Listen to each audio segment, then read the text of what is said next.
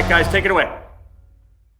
Thanks so much, Scott. Yes, Steve Mayer, you're here, Senior NHL Executive Vice President, Chief Content Officer, and the man, at least one blog called the Mayor of the Bubble, I believe. I don't know if you saw that one.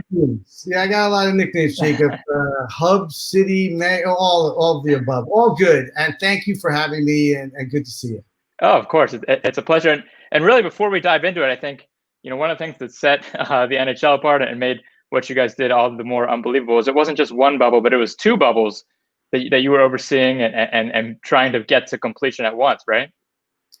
Yeah. So, for those in the audience that aren't familiar, we decided to do two bubbles, 12 teams in each bubble. We had a lot of our teams actually sent in proposals as we decided that we were going to do a bubble. And, it started with about 17 or 18 proposals. We narrowed it down. Actually, on May 24th, we announced that we were down to 10 bubbles. But admittedly, we waited and waited and waited until we knew that we were going to go to the safest places possible. And what really eventually happened was Canada became the safest place. The numbers were low, and we just decided that was our number one priority. So off we went to Canada, to Toronto and to Edmonton. We brought the East to Toronto. We brought the West to Edmonton. Eventually, we ended up in Edmonton. From start to finish, 80 days in a bubble, 80 days. But, quite the experience. And, a lot of things happened along the way, a lot of quick decisions. I mean, we could not for even a second hesitate. You just had to make experienced calls on the immediate side. You couldn't wait, and we did it well, and we came out with no positive tests, and we handed out the Stanley Cup at the end of September. Yeah, absolutely. And I want to note before we get too deep into it that we will hopefully have time for a question or two from the audience at the end. So feel free to fire those away. I've got the chat up here. So I do want to jump back all the way to July, which feels like 3 years ago. I think was 3 months ago. And the league does decide, as you said, that a bubble format will be the best way to go. And from your perch in charge of game presentation, what kind of opportunity do you guys see when that decision was made? Well, there were a lot of decisions, as I said, being made. One of the things that we were able to do early in the process, when we knew we were going to go to a bubble, was to start to talk about how we were going to present our game. We knew we weren't going to have fans, and we just knew that we had to cater to the fans at home. That was our number one goal. How would we give them an experience? How would we give them, the game in quite a different way? And so what we ended up doing was creating this environment, and you're looking at it right now. Yep, exactly. That would, one, highlight what was going on the ice. I've heard other speakers talk about, what's the most important thing, and that's the game. We had to preserve the game. We knew the game would be the focus. Our fans want to see intense, great hockey, and that's what we knew we could give them. But how are we going to present this in a way that would be energized, that would be colorful, that would highlight our star players, that would also, be really visual and be more of a made-for-television program than anything else. And having experience, and my background is in television, what we, I guess, created was a television set. It's as simple as that. LED screens, seat covers. We didn't want to show that there were empty seats. We wanted to take that out of play and instead show that we were playing essentially on a set. And, we watched and had the benefit of some other leagues coming online pretty early in the process. So along the way, we learned some things that, we implemented or we did not implement. But at the end of the day, we reached out to all of our teams. We got their content. And the whole idea was to sort of make this vibrant, dynamic set where we could play our games. And that's how we did it from start to finish. Yeah. And you hit on a few things there, but what were some of the biggest priorities? Like you mentioned, you're on a budget, you're on a very tight timeline, you're getting, I have to imagine, dozens of pitches and ideas thrown your way every day. What were some of the biggest priorities that you feel like you were able to implement with this opportunity to experiment that you guys got?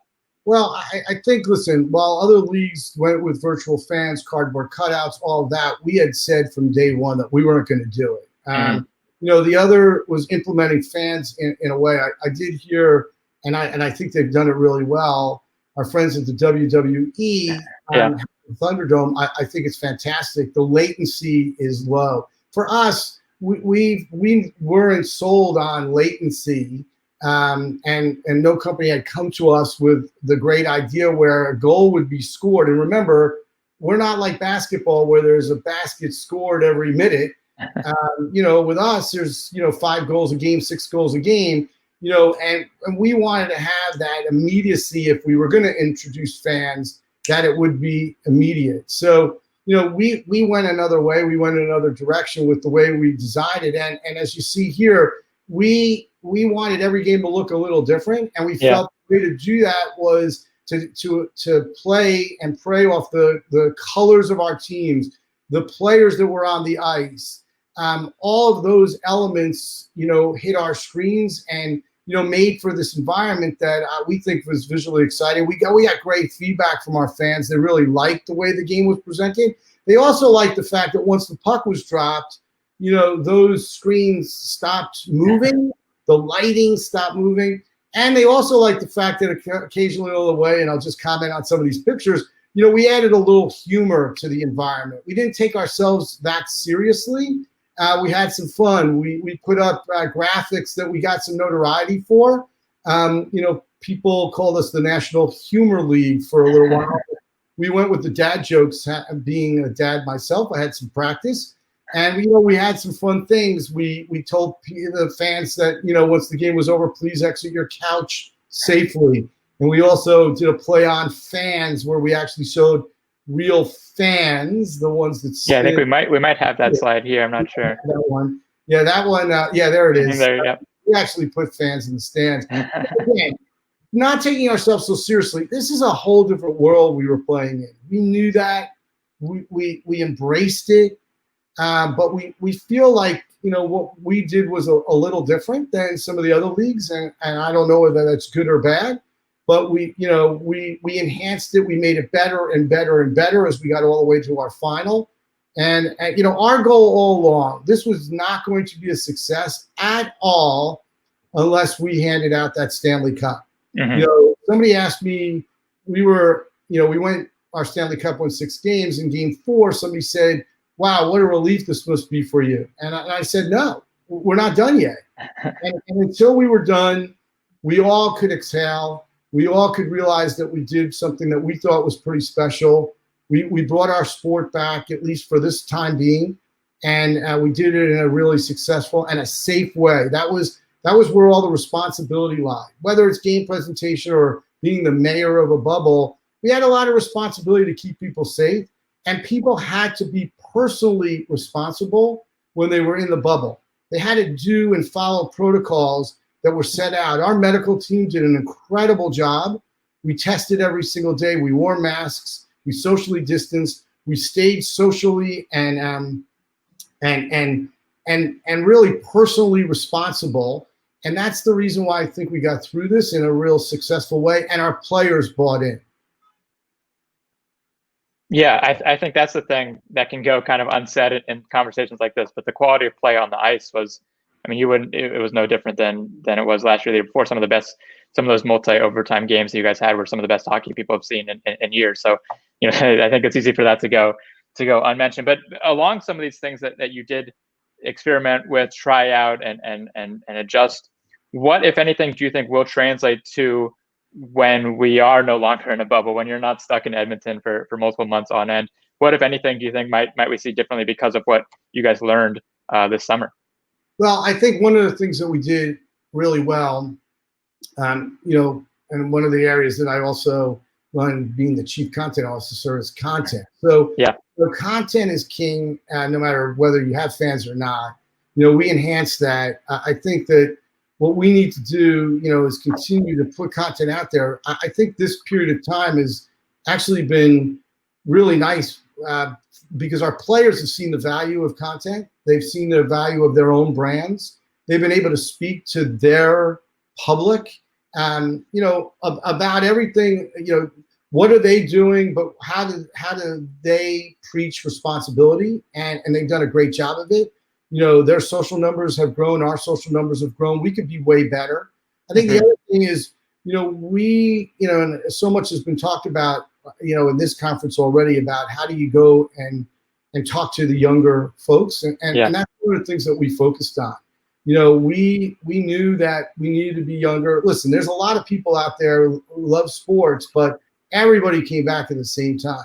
So how do one cut through the clutter of, every night? There was so much for a casual fan to decide on. I think that's one of the reasons why, sports television numbers are down. I also think, they're spread so thinly among so many leagues. But I also think that, we felt we changed the in-arena environment. We took music that, we're known for classic rock and playing a little older, and we changed that, and it worked well. Our players actually were the number ones responding to like the music that was between whistles inside the arena. We played more popular music, hip hop, going in a different direction than we normally will. Just the visuals, again, highlighting star players. One of the things that we want to do more and more, market our stars. We did that and focused on it tremendously through this period of time. So those are other things that I think we'll take away. And I do think there are some things that, in working with our television partners, we did a way better job than we've ever done before at the league. We knew that you can create a set, as I discussed, a main television event, but it's not worth anything if your television partners aren't buying in or they're showing this environment. So I think that that's something that we did a great job of. Our partners were amazing during the entire return to play. And I think that will continue as we move towards next season and beyond. Yeah, we actually had a question pop up that I'm not seeing anymore, but I'm going to ask it anyway about your star players and some players that have grown large social followings, or former players like Paul Bissonnette and some others. And I know you deserve a break after a long, arduous bubble process, but selling those stars, I mean, that's something you have to still keep thinking about through this offseason and until whenever the games do start. What are some of the things that you guys feel like maybe you can do better to get those players out there to help highlight their personalities in such a team first sport? Yeah, and listen, the culture is such, and you mentioned it, and I came to the NHL from IMG, where we worked with star athletes, and our job was to build and market the stars, and then you come to the NHL and you realize that this culture is such that it is team over individual. I do think one of the things that we're doing and trying to do is engage with these young players when they first come into the league, and and talk to them about how they can build a social following, how they can put content out on their own or with the league or with our partners. Yeah, we need to do a better job. We've always said that, but I think we're on our path to doing just that. And we need to identify those players. Who are the stars of tomorrow? And we have such incredible young players in the NHL. And I think our return to play highlighted that. When you can watch a Nathan McKinnon, a Cale Makar every single day for Colorado, you watch these Gurianov with the Dallas Stars, all these young players, that are the future of our game. We need to do the job of promoting them. And I think that they've bought in. I do think that our players, our younger players especially, this is how they grew up. This is what they know. And they're realizing that this is the new world. And, we have to continue that. And I know you say, take a break. We got a new season that, we're hoping to launch in a couple of months. So there is no rest for the weary. It's time to start thinking about how do we keep this thing going, keep the momentum going, and how are we going to play next season? Yeah, I mean, you mentioned the TV schedule that you guys had, especially early on in the bubble. And I know Scott's watching here, but hopefully he won't mind me saying that, I had that on for 6 to 12 hours a day, noon to midnight. It was an insanely good TV product for us at home, if not, to produce. But and I found the right tab here for the Q&A, so I'm going to fire a few more here that have come in. But sure. How can the NHL better increase the casual fan experience at home with the cost of family outings rising? And can the NHL better market fans at home? How do you balance the at-home experience with, at some point, treating people who do come to the games as well? Yeah, so listen, and I've heard it before, and I actually agree with it. To go to see an NHL game is like nothing else. The experience is incredible. The best sport to go to live. I think it's far and away. And so I think what we were able to do during our return to play is change some camera angles, bring the game down low, show the speed. Listen to the sounds of the game. Our sounds are incredible. It's wall to wall once that puck is dropped, and being able to sort of feel like you're down on the ice and get that dynamic sensation at home. Again, our approach was, there were a lot of people at home watching. They weren't in the arena. So how can we bring this experience to them in a different way? We're also introducing technology into the mix. I'd be remiss without talking about puck and player tracking. Yeah. We introduced again during our conference final and our final. I do think it's the future for us in terms of making the game, much more interesting, a second screen experience, a betting device, prop bets, other information that comes out of puck and player tracking that you can't ignore. We have to find that balance, what's enough, what's too much on the screen. I think people appreciate now graphics on their screen, whether it's a ticker or a sidebar, but when's enough, and how do the analysts who are broadcasting our games, how do they take this information and make sense of it? How do they compare player to player? How do they compare our players to other sports? Mm-hmm. And those are the things that I think will evolve, that will develop as we bring in these numbers. But puck and player tracking and technology is a big piece of our future. Yeah. Got time for maybe one or two more here. I want to mention, one of the other things you have going on in your work life is conversations around a new media deal, and so I'm curious how that could affect the experience people at home or at the arena, just in general, the game presentation. What kind of opportunities that might open up for you as you guys begin to negotiate there? Well, I do think, as I mentioned, our ability to work with our partners, and when I say partners, in the U.S. it's NBC, in Canada Sportsnet, TVI, mm-hmm. And how we work with them to make our production grander, bigger, better, is so important to us at the league. Again, we could put together the greatest outdoor game with the most incredible looking environment, but if all they're shooting is the rink and the game, what good is it? And then all those events that are around, the game itself, those are important to us. Those help build the brand, build the league, and those are really important as we look to move forward.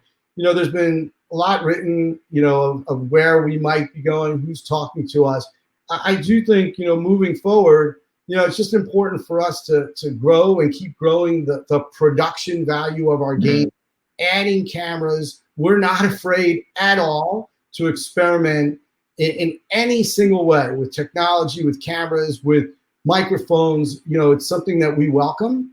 And we're hoping that in the future, whether it's with NBC, and we hope that it continues, our relationship continues, or with other partners, we just want to grow the game on television and grow our audience through television and digitally. And they have wide-ranging digital platforms that are incredible, and we want to take advantage of those. We want people also to start talking about hockey from the beginning of the day till the end of the day.